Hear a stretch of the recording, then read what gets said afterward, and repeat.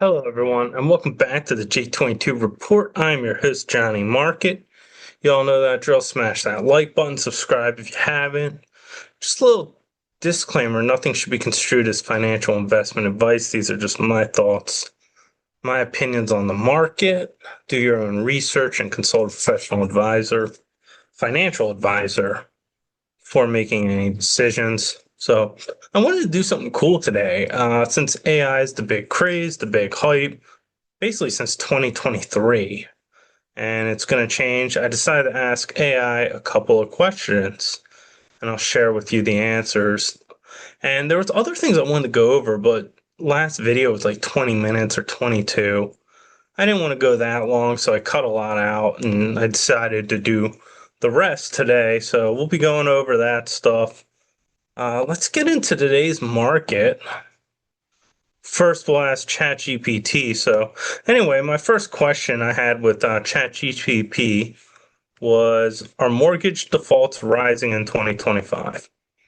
So, ChatGPT, yes, mortgage delinquencies, a leading indicator of defaults, have been rising modestly in 2025, but not crisis levels. Well, I mean, they're never crisis levels until they are crisis. So, Quarter one, mortgage delinquencies rose 4.4%, up basis points and 10 basis points year over year. Late stage delinquency has edged higher, although it remains above the 2024 peak. They're putting their spin. Remember, it is the internet, so they probably saw this. And monthly variations in February delinquency hit 3.53%, up 5 to 9 basis points from the previous year. So conventional loans, still low delinquency, but slight increase. FHA loans are now 11 to 10% delinquent, driven by financial stress among first-time or moderate income buyers. And then here it is, VA loans, uh, starting to spiking at 0.84. So there it is. I mean, they don't say it's crisis level, but you're going to see. But this is how it started with the housing crisis of '08. It started with people with no income, low money down. And the worst thing about it is these people, when they took loans, they probably had income, but they lost their job and they couldn't really pay, or they probably couldn't sell their house either. Because remember, not all areas have been going up. There's a lot that are going down now. And so they probably weren't able to get what they could have, what they bought for it. Or maybe when they hit the housing market, they listed it and then they couldn't get enough to pay off their mortgage. You know, some people, if they could pay off their mortgage, maybe they would take a loss, but they couldn't even pay off their mortgage. So anyway, think obviously there's not a crisis, but I mean, I wouldn't say obviously, but according to this, it's not crisis levels, but defaults are rising. And if you look at it like normie stuff like housing, stocks, they never say it's at crisis level until it's too late. So here it is. I then asked, is commercial real estate declining in 2025? So it says, here's the current commercial real estate market in 2025. So basically, sentiments dropped sharply in quarter one of 2025, optimism falling 30% quarter over quarter. So they blame tariffs, construction costs, office sector distress. That means people aren't coming in the office because they're getting fired. It's not because of the work from home trend. Look at this. Investment banks like OZK are retreating from commercial debt exposure. Over a third of its 19 billion portfolio is at high vacancy risk. So discounted loan activity is intensifying. Firms are buying distressed commercial real estate. So So historically, prices dropped 11% in 2024, with a 37% decline since 2019. Vacancy is stubbornly high despite return to office efforts. Refinancing risk loom for many office loans. Structural shifts toward hybrid work persistent.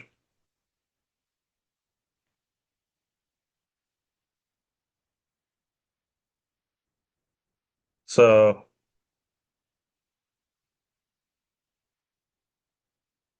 so there it is. I mean, you can tell commercial real estate's still in trouble. Look at this. The debt maturity wall is real. 2 trillion in loans are coming without ready financing. This could delay recover. Verdict. Verdict. Here's what they say. Office sector continues decline despite high vacancies, falling rents, and refinancing stress. They think multifamily, industrial, data centers, and retail perform steadily. So they think it's in selective distress. I think return to office brought a lifeblood, but it's going to get bad still. But current rate, I mean, there's a lot of distress, but it's not collapsing yet. So here's the other one.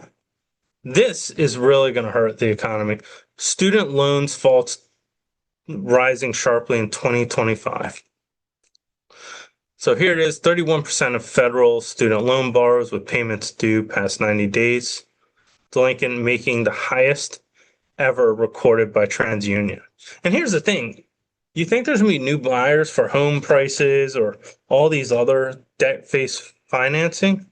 You know, you default on student loans, not only your wages are garnished, but your credit score is horrible. Look at this. 5.8 million serious delinquent borrowers, up from 20.5% in February, nearly triple the 11.7% pre-pandemic level. Federal Reserve Bank of New York reports similar levels, 23.7, 24, but those payments due were behind 90 plus days in Q1 of 2025.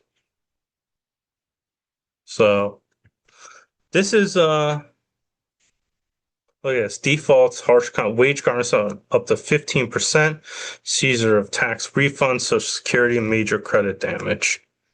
So credit scores are taking a hit. And that's the other thing, is if anyone thinks lower rates are going to help, people with bad credit scores can't take advantage of it. So there it is.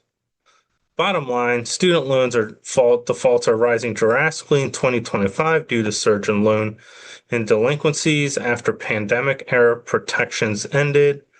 Millions are at risk of default this summer unless they resolve outstanding payments, income driven, seek forbearance, the fallout. So, and here it is. The fallout touches borrowers, credit scores, and the financial system and the wider economy.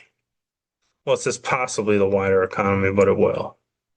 So there it is. Student loans, another big problem, and that's closer. I haven't talked about this much. Part of it's because I just assumed everyone knew it was a bad thing, but with the new policies, it got me in mind. And here it is. Credit cards. Talk about this. Credit card defaults rates in the U.S. have risen notably and remain high, especially compared to pre-pandemic levels. So look at this. 12.3% of credit card accounts, 90 plus days past due, up 10%, 10.7% a year earlier, and well above the long-term average. Delinquency rates have climbed sharply since 2021. Defaults and charge-offs are at multi-year highs. Lenders wrote off 46 billion of serious delinquent credit card debt for the first 9 months. So if you look at this summary, defaults are significantly above the recent norms. Quarter 1 2025 reflects the highest level in over a decade for both serious delinquency and write-offs. Rates have softened a bit. Borrowers facing intense pressure and younger and lower income groups are hit the hardest.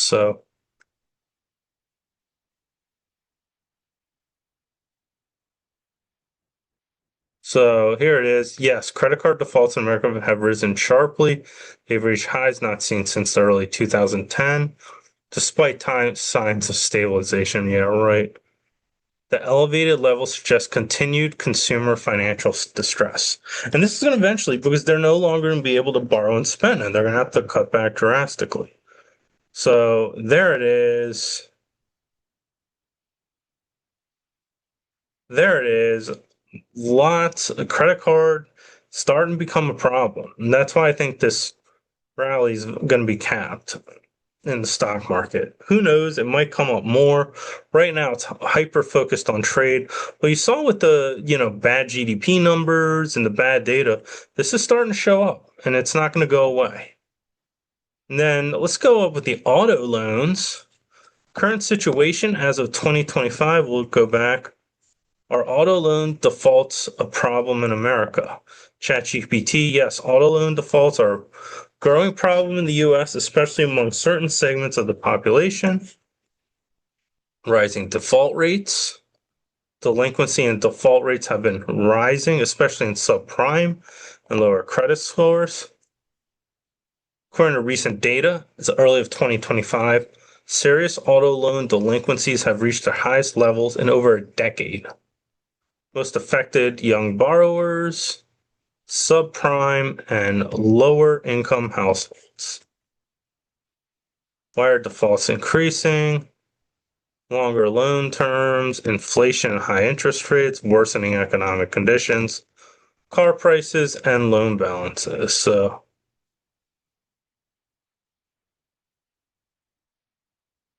there it is. Auto loans, and you saw it with the most retail sales. People aren't buying cars. If you don't have good credit, not going to be able to buy a car. So there it is. You can see these are big problems. And with the declining data and this stuff coming, the data. Now remember, markets are non-linear but fractal in nature. But with the declining data, the Fed's going to have to start easing more. So I just did a couple of fear and greeds. I do this. If you look at gold right now, this is a good thing right now. It hasn't gotten the fear yet, but fear and greed index for gold, it's neutral at 56. Previously, it was at greed, and I was really surprised, but now it's come down to neutral. And regarding the stock market, last time we checked, it was at 61. 62, now it's at 65. You can tell they're getting more greedy. I think we're going to get to extreme greed soon. You never know. I mean, I keep hearing this news like the Canadian Trump thing that just resurfaced, but we're not at the point where I think extreme greed, where there's a sell off, but we're getting there. But yeah, here it is. You see greed, not extreme greed, but 65, but it's more greed than last time we checked on this channel. And let's get into some of the things. Now because the US isn't a manufacturing economy, I don't take it as seriously as I used to. Leading indicators are signaling recession, LAIs. It's fallen 37 out of the last 39 months, one of the worst streaks ever. So as you can see, the leading indicators are really declining, but I mean these need to be updated because it's heavily skewed towards manufacturing, and I don't think they're for the stock market as reliable as they used to be. But yeah, 10 of the components of the out of the 10 components, 4 are directly related to manufacturing. But so you can tell manufacturing in the US is still doing very poorly. Uh, and yeah, this is what I said. Service sector is underrepresented. Yeah, I actually agree with this. This may overstate economical weakness when manufacturing is contracting, but services remain resilient. So yeah, this I agree with this, but this would probably also explain the gold bull market, or not the gold, the stock run recently. Average 401k saving rates are a record high. So you can tell retailer is in huge amounts. So this includes employee deferrals, company contributions.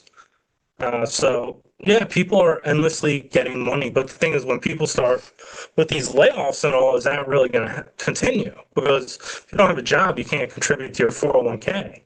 Or people just might just say, "Hey, I'm just going to empty out my 401k and not even. I'll just pay the penalty, pay the tax, and just not use it." Some people might just say, I might never even be able to retire. I might just use this to pay all my bills. I remember someone in 2009, his 401k went down, and he didn't really know anything about stock market investing or anything else. And so what he did is said, he basically just emptied out the 401k because he was like, I don't want to lose money. And he used it to pay all his bills. So anyway, that's all. The U.S. economy has never been more dependent on the wealthiest Americans. I always said, with asset prices, the wealthiest Americans, they're going to feel the brunt of the stock market crash and the housing market crash because they're the ones with equity. And this is what's going to make this, upcoming crash decline even worse. Is Look at this top 10%, nearly 50% of all U.S. consumer spending, up from 35% in 1995. So, and if sentiment in wealthy Americans is going to go down, that means we're in for a big slowdown. And this is one thing I found about uh, the CNBC didn't say. New Vanguard report Americans are saving for retirement at record levels, but here's the kicker. So are the number of Americans tapping their 401k for emergencies. Now, I do think they should pass a law that you should be able to just withdraw from your 401k without the penalty. But we went over this filling 401ks. Uh, but the thing is, a lot of people,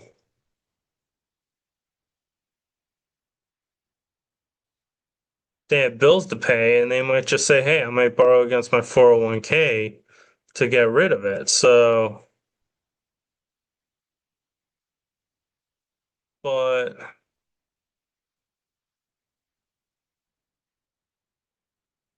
let me see. Yeah, this doesn't go in, but they went into it, but I'm sure you already know.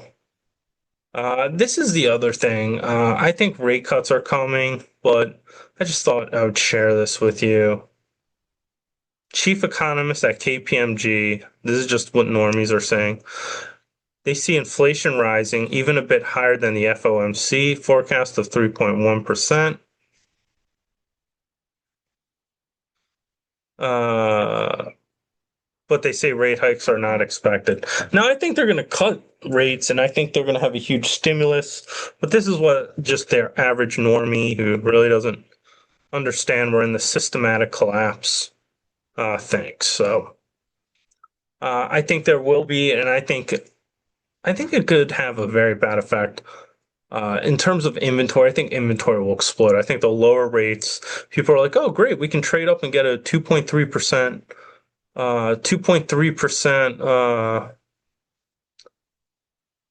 mortgage again or whatever, and we can sell this and upgrade our house, and inventory will explode. And then what will happen? Prices will fall through the roof because they'll find out there's no buyers. It wasn't interest rate, it was prices that were the problem. And here's the other thing. If you don't think the wealthy are going to become affected, new suburban nightmare, McMansions becoming ghost towns. People like to rail on McMansions or whatnot. Some of the most, oh gosh, some of the most expensive neighborhoods are slowly emptying out in their new study, ghost towns. Modern metro areas in the edge of decline due to decreasing population and increasing home and retail vacancies. So right now you're seeing, if you think this is just affecting the poor and middle income, like the mainstream media wants you to tell, then I mean you're sadly mistaken. It's going to get worse. So here it is, modern day ghost towns, McMansion phenom backfires.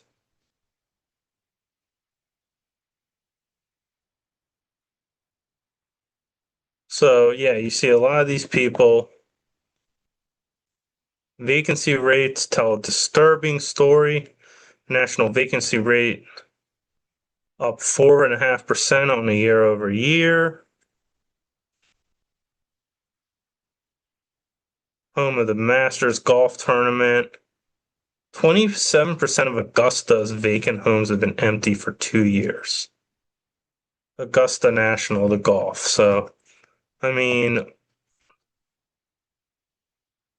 so there it is. As you can see, higher end, they're becoming a ghost town.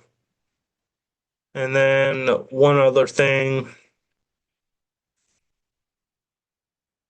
U.S. homeowners underwater mortgages. So reports growing homeowner trend among more of them now are underwater on their mortgages. So they say it's small, but exceeds in April the worst of 5 years. They say the problem is nowhere near 2008,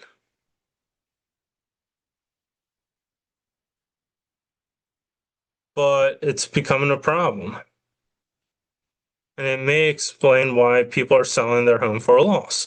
Well, I think you're going to see more and more of this because when they might say, well, I'll have a loss, but if you include property, holding on to this, you include property taxes, mortgage payments, and all that, I'm still not going to make the money back. Uh, so look at this: Cape Coral, Florida, San Antonio, Texas, New Orleans. I mean, it's going to start there, but it's going to go more because a lot of these companies built houses and sold them. And so they're holding them and they're going to take a loss and that will show up in their earnings. So, as you can see, there's a lot of problems going over. It's just getting started. It's not ending. It's not, oh, this is nothing. That's how it started. And I still remember Ben Stein and Peter Schiff arguing, and they said subprime's a tiny blimp, but it's a small blimp in the context of a problem. All these problems I'm talking about, they're not tiny. As Peter Schiff said, they're not tiny. They're only getting started. It's going to spread. I don't know exactly when, if it's next year or the year after, but it's going to get nasty. And even when this is over, it's not the end. When will it end? The Treasury market bust. That's when it's end. That's when there's the new cycle of beginning. And then maybe it'll be prosperous.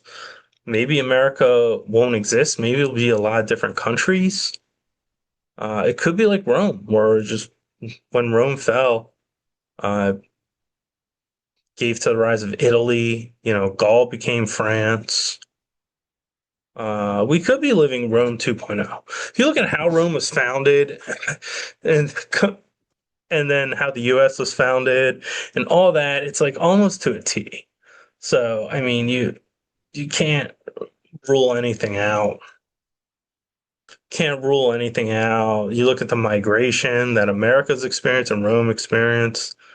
Uh, yeah, it's unreal. So anyway, in terms of what I think, I think gold still in correction mode. Right now, they're hyper focused on tariffs. I mean, I've been listening to a lot of different analysts myself. That's one reason I say don't make decisions based on what I say.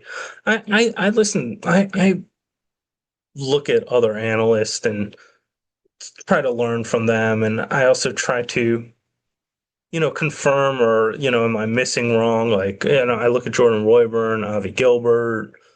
Uh, I listen to a couple others.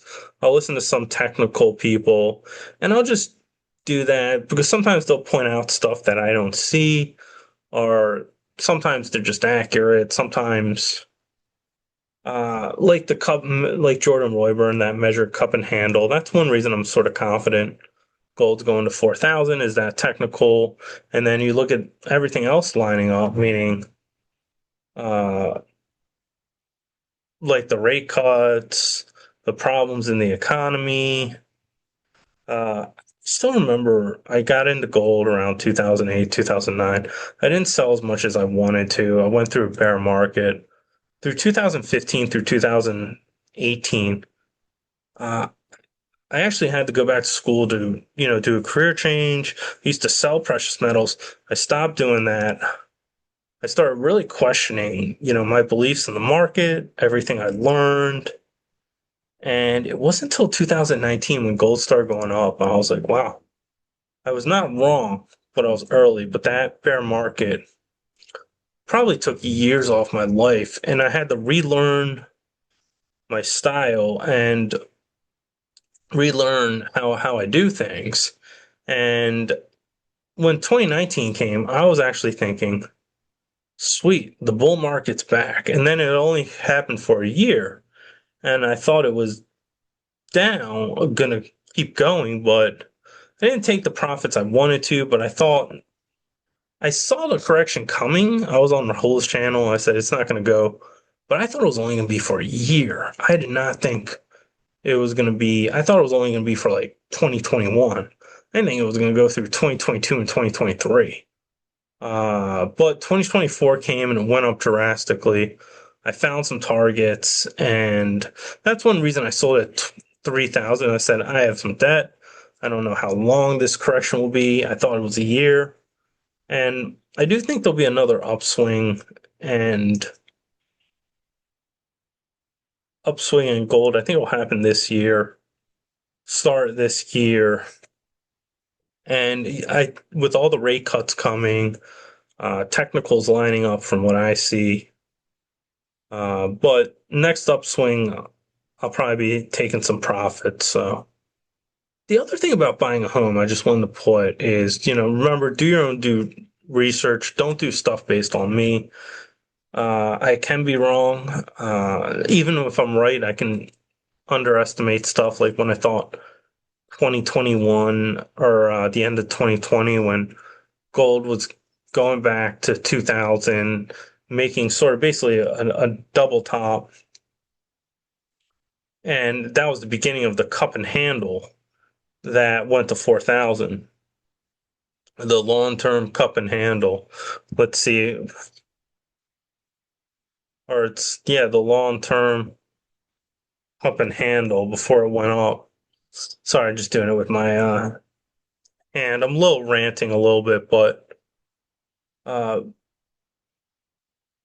I knew a correction was coming, but I didn't think it would be uh, this long. Part of me wishes I sort of took profits because the juniors got crushed, but I think it's going to come. I think gold's going to come back again, and I think silver's starting to follow.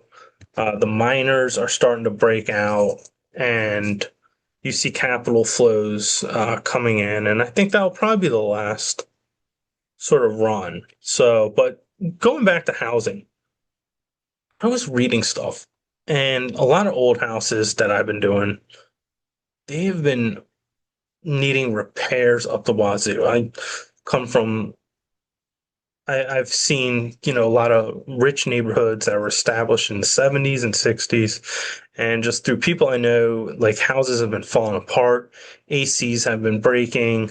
I've seen people were at 20 or 30,000 in repair. So when I was looking to buy a home 2 or 3 years ago, I was like, oh my gosh, all these homes, they're gonna need to pay thousands and thousands and thousands of dollars in repairs, maybe up to 100K. I don't want to pay all this money, then have to spend more money on repairs and sprint by mortgage payment to mortgage payment. So I was like, if I'm going to buy a home, I want to buy a new home, newly built home. And then now recently, I've been hearing horror stories, horror stories of all these homes. People are buying new homes.